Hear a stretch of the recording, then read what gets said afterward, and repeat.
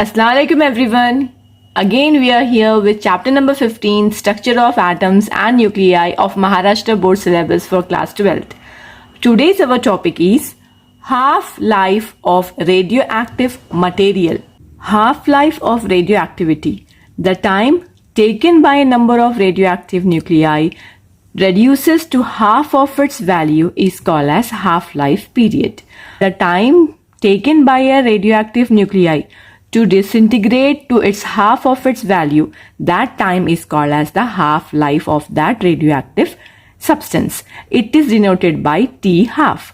For example, यहाँ पर अगर बॉक्स में 12 number of radioactive elements है, एक particular time that is at T is equals to 0, यहाँ number of elements हो जाएंगे 12. आफ्टर वन हाफ लाइफ इसके जो एलिमेंट्स है वो पूरे अपने आप को आधे रिड्यूस कर लेंगे. That will be after one t half, मतलब after one half life the number of radioactive nuclei reduces to half of its value, that is 12/2. It will be 6. एक हाफ लाइफ के बाद ये 12 जो न्यूक्लियाई है आपके वो रेड्यूस होकर 6 हो जाएंगे. फिर सेकेंड हाफ लाइफ के बाद जो 6 रेडियोएक्टिव न्यूक्लियाई है वो और अपने आप को आधे हिस्सों में डिसइंटीग्रेट कर देंगे और यहाँ पर 3 रिमेन्स होंगे.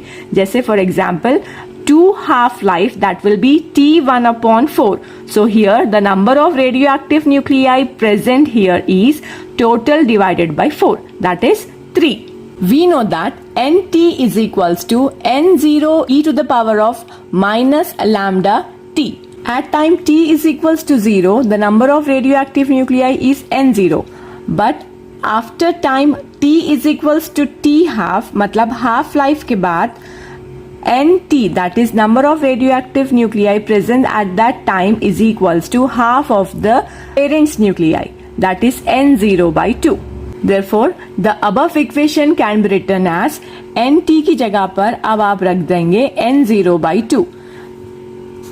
Then N0/2 is equals to N0 e minus lambda T के प्लेस पे आप रख देंगे T half. Now this N0 and this N0 get cancelled. So you will get half is equal to e to the power of minus lambda T half. इस equation को आप ऐसे लिख सकते हैं, e to the power of minus lambda T half को 1/e to the power of lambda T half आप लिख सकते हैं. ये e half e to the power of lambda T/2 यहाँ चला गया, 2 यहाँ आ गया, आपकी इक्वेशन मिलेगी e lambda T half is equal to 2. Now taking log on both the sides we will get. Now after taking log on both the sides you will get this equation, log e to the power of lambda T half is equals to log of e2. Now अब ये जो e to the power of lambda T half है वो नीचे आ जाएगा, आपको equation मिलेगी. You will get this equation. Now you have to change log of e, यहाँ पर log of e जो है 1 के बराबर हो जाएगा और log of e को आप log of base 10 में कन्वर्ट करने के लिए 2.303 से मल्टीप्लाई करेंगे तो यहाँ पर आपकी इक्वेशन मिल जाएंगी. Lambda T half is equals to 2.303 multiplied with log of 10 2.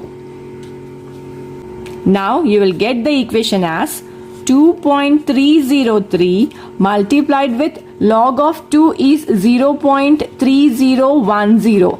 So your equation will be, अब ये लैम्डा जो यहाँ टी हाफ के साथ मल्टीप्लिकेशन में है वो यहाँ पर चला जाएगा तो वो डिवीजन में चला जाएगा. So here you will get that value for T half as, so T half is equals to 0.693 divided by lambda. This is the half-life of radioactivity and it is inversely proportional to the decay constant, that is lambda. This is the half-life of radioactivity. This half-life of radioactivity is inversely proportional to the decay constant, that is the lambda. The half-life is independent of the number of radioactive nuclei present at time t is equals to 0. मतलब half life जो है lambda के inversely proportional रहती है और ये जो half life है it is independent of the parent radioactive nuclei, ये N0 के ऊपर डिपेंड नहीं रहती है. For first half life the substance decay will be N0/2.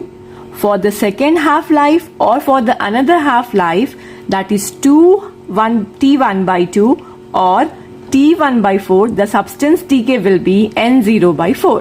Now the average half life of radioactive species, which is also called as mean life of radioactive material. We know that NT is equals to N0 E minus lambda T, and the rate of decay is, we know that the rate of decay, that is dN/dt, is equals to lambda n. Here the time taken by the radioactive nuclei to disintegrate. So this dt will shift here this side, it will get in multiplication, so you will get the value for dN as dN is equals to lambda n dt. Suppose at time t is equals to 0, the number of radioactive nuclei present here is N0, and after the time t, the number of radioactive nuclei are decays. यहाँ पर time t is equals to 0 में ये अगर इतने number of radioactive nuclei यहाँ पर present होते हैं, उनका नंबर अगर हम N0 लेंगे तो एक पर्टिकुलर टाइम के बाद, that is time t is equals to t, यहाँ पर कुछ रेडियो एक्टिव न्यूक्लियाई जो है डिसइंटीग्रेट हो जाएंगे, डीके हो जाएंगे, और वहां पर total number of radioactive nuclei present रहेंगे Nt. फिर अगर हम टाइम dt के पास लेते हैं, if after the time dt, मतलब एक छोटे से टाइम इंटरवल के बाद अगर आप देखते हैं तो यहां पर कितने नंबर ऑफ न्यूक्लियाई डिसइंटीग्रेट होंगे, that is dN. dN is the number of radioactive nuclei decay in time dt. यहां पर छोटे से टाइम के लिए छोटे से number of radioactive nuclei यहाँ पर डीके होंगे. अगर यहाँ पर 15 है तो समझो एक टाइम t के बाद यहाँ पर 12 न्यूक्लियाई डीके होंगे, और एक पर्टिकुलर छोटे टाइम के लिए यहाँ पर सिर्फ 11 number of radioactive nuclei decay होंगे. So the total time here is t plus dt. तो number of radioactive nuclei present यहाँ पर कितने बचे हैं आप कैसा निकालेंगे, ये n में से अगर आप dn number of radioactive nuclei को माइनस करेंगे, you will get the number of radioactive nuclei present और रिमेन. अगर n number of radioactive nuclei को डिसइंटीग्रेट होने के लिए t टाइम लगेगा, तो dn number of radioactive nuclei को डिसइंटीग्रेट या डीके होने के लिए t dn टाइम लगेगा.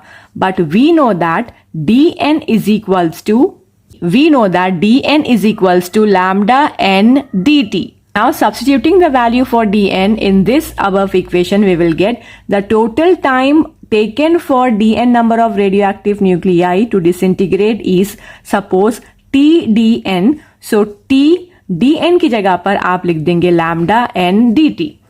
So you will get, but we know that Nt is equals to N0E minus lambda t dt. तो यहाँ पर आप Nt की जगह पर N0E minus lambda t रखेंगे. But you know that Nt is equals to N0E minus lambda t. अब ये Nt की जगह पर आप N0E minus lambda t रखेंगे तो आपको मिलेगा total time existence for Dn, that is Tdn is equals to t lambda N0E to the power of minus lambda t into dt. ये टोटल टाइम फॉर dn के लिए है. वैसे ही total time for all the nuclei के लिए आप लेंगे Tn0, that is integration of this. dn ये छोटे number of radioactive nuclei का टाइम है. अगर आप टोटल नंबर ऑफ के लिए लेंगे तो आपको इसका इंटीग्रेशन करना पड़ेगा. ये जो है टोटल टाइम जो आपको लगा है dn number of radioactive nuclei को डिसइंटीग्रेट करने के लिए, वो इतना है. अगर आपको टोटल टाइम लगेगा for total number of radioactive nuclei, that is n0 को डिसइंटीग्रेट करने के लिए, तो आपको इसका इंटीग्रेशन करना होगा. तो you will get, so the total time existence or taken to disintegrate all the nuclei, that is n0, तो दैट इज Tn0. अगर हम इसको डिनोट करते हैं तो that is the integration of this total time of dn. So integration limit रहेगी आपकी t is equals to 0 से लेके t is equals to infinity तक. यहाँ पर फिर t इंटीग्रेशन के अंदर t lambda n0 e to the power of minus lambda t dt। अब आप इसका इंटीग्रेशन करेंगे, यहाँ पर लैम्डा और n0 कांस्टेंट है, ये इंटीग्रेशन के बाहर आ जाएंगे, तो यहाँ आपको मिलेगा lambda n0 integration of limit 0 to infinity t into e minus lambda t dt। ये lambda n0 as it is integration of t into e to the power minus lambda t dt का integration अगर आप I let के rule के हिसाब से करेंगे तो यहाँ पर 1 अपॉन लैम्डा स्क्वायर आपको मिलेगा। ILATE रूल जो है इंटीग्रेशन ऑफ लॉगरिथम का पूरा रूल है, जो पहला फंक्शन एज इट इज रखेंगे integration of the second plus second function as it is integration of the first, ऐसा करते हुए आप पूरा ये इंटीग्रेशन सॉल्व करेंगे। डायरेक्टली आप यहाँ पर वैल्यू ले रहे हैं 1 upon lambda square. Here this lambda 1 and here this lambda get cancelled, you will get the total time for n0 is equals to n0 upon lambda. So you will get the equation as Tn0, that is total time taken for n0 is equals to n0 by lambda. Now mean life or the average life of radioactive species is, now the mean life or the average life of radioactive species, it is denoted by tau, which is equals to total time taken for n0 number of radioactive nuclei to disintegrate divided by total number of radioactive nuclei, that is n0। तो यहाँ पर हमारा total time है n0 upon lambda, तो हमारा यहाँ पर total time है Tn0, that is total time taken for disintegrating the n0 number of radioactive nuclei, that is n0 by lambda, वो यहाँ रखेंगे हम, divided by total number of n0 nuclei। यहाँ पर डिवीजन में n0 number of radioactive nuclei आ जाएंगे। So आपका tau that is average life मिलेगा, यहाँ पर n0 कैंसिल हो जाएगा, so tau is equals to 1 upon lambda. This is the average life is equals to reciprocal of the decay constant. We know that T half, that is half life period, is equals to 0.693 by lambda.